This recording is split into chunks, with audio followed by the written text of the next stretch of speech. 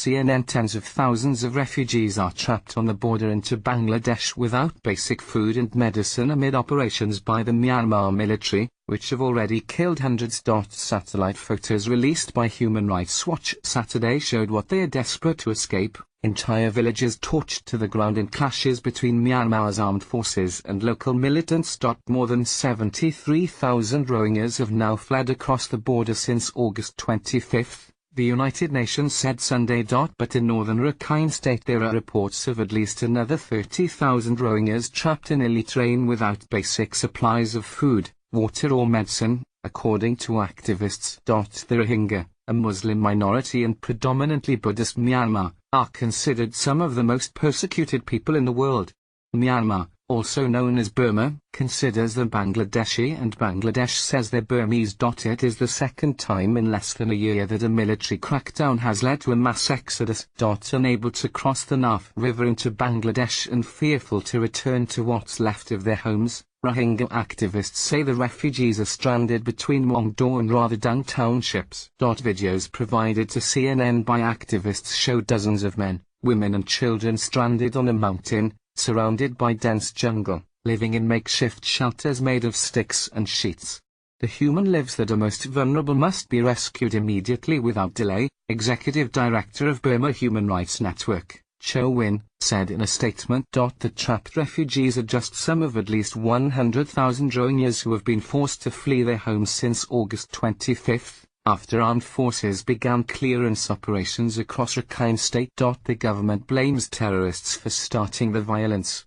Rohingya militants killed 12 security officers in border post attacks 2 weeks ago, according to state media, intensifying the latest crackdown.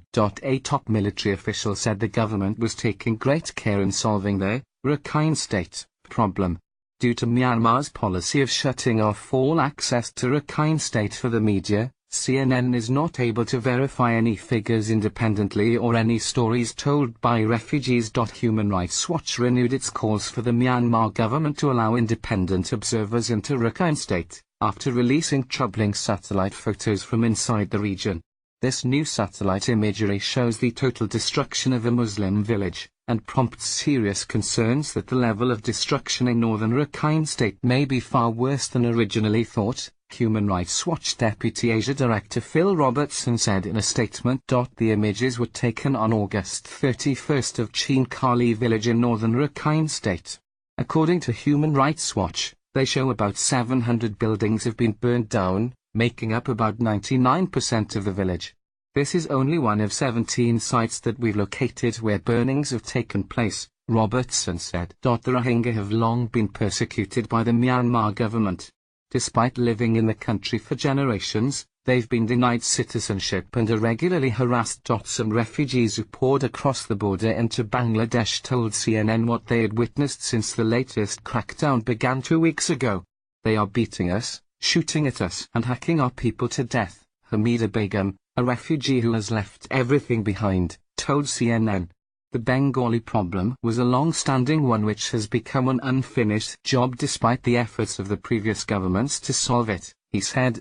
In his post, General Ling didn't address protests made by Bangladesh alleging Myanmar's military had violated their airspace on multiple occasions in the past week. In a note sent to Myanmar's embassy in Dhaka on Friday, Bangladesh's Ministry of Foreign Affairs strongly protested the incursions and warned it could lead to an unwarranted situation. Bangladesh demanded Myanmar take immediate measures to prevent recurrence of such incursion in the future. A statement posted to the Bangladesh Foreign Ministry's website said. On Sunday night, Indonesia's Minister for Foreign Affairs Retno Marsudi flew to Myanmar to request the government cease all violence against the Muslim Rohingya minority. Indonesian President Joko Widodo announced the move in a statement, condemning the attacks and demanding real action to help the Rohingyas. Indonesia is the largest Muslim-majority country in the world. Nobel laureate Malala has called out Myanmar's state councillor and de facto leader Aung San Suu Kyi over the violence, saying in a statement she was still waiting for her fellow Nobel winner to join her in condemning the treatment of Rohingyas. "Every time I see the news, my heart breaks at the suffering of the Rohingya Muslims in Myanmar," she wrote. Qatar Foreign Minister Al-Thani said his country strongly condemned attacks on Rohingya Muslims during Eid, calling on the country to follow in turn.